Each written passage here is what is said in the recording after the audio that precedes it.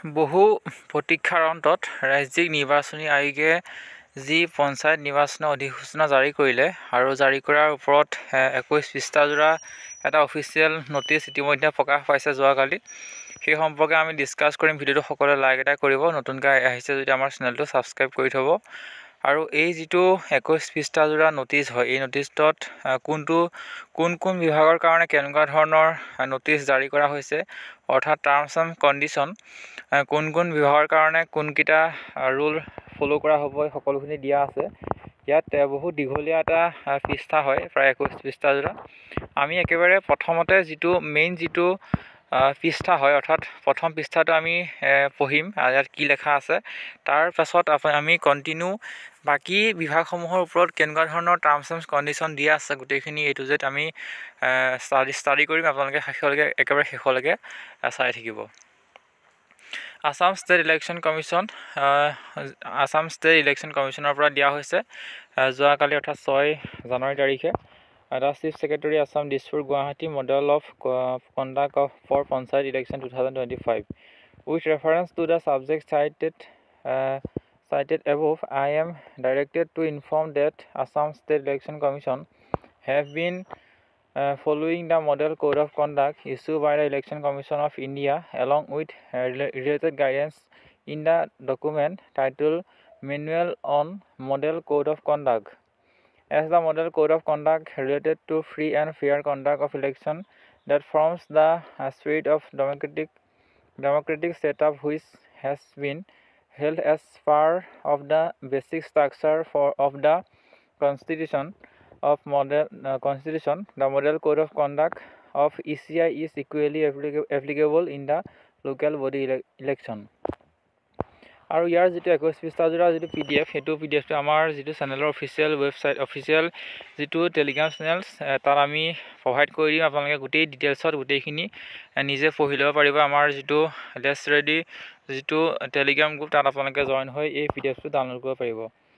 However, the Assam State Election Commission would specially indicate that Annexure 1(5) number দিয়া আছে of the Manual on Model Code of Conduct mentioned above would form the basic core of Model Code of Conduct applicable for Panchayat election 2025. These annexures are enclosed here for ready inference. This may kindly be circulated amongst all departments of the state government for guidance and implementation after release of notification under Rule of 15 of Assam Panchayat Rule 1995 for general election to the Panchayat and all level. The Model Code of Conduct comes into force from the date of issue of notification of Panchayat election 2025 and would be applicable in all Panchayat election district of the state enclosed all state above. Our main point এইটোৱে হৈছে the Model Code of Conduct comes into force from the date of issue of notification for Panchayat election 2025 and would be applicable in all Panchayat election district of the state. আৰু গোটেইকেইখন ডিষ্ট্ৰিক্টৰ যি DC deputy commissioner সকললৈ এই যিটো নটিচটো দিয়া হৈছে কাৰ্যকৰী কৰা হ'ব। আৰু ইয়াত গোটেই বিভাগসমূহৰ ওপৰত কেনেদৰে ইমপ্লিমেণ্ট হ'ব গোটেইখিনি দিয়া আছে। প্ৰথমটো দিয়া আছে model code of conduct for the guidance on political parties and candidates, অৰ্থাৎ পলিটিকেল পাৰ্টি আৰু কেণ্ডিডেটসকলে কেনেকুৱা ধৰণৰ ৰুল ৰেগুলেশ্যন ফ'ল' কৰিব লাগিব সেইসমূহ দিয়া আছে।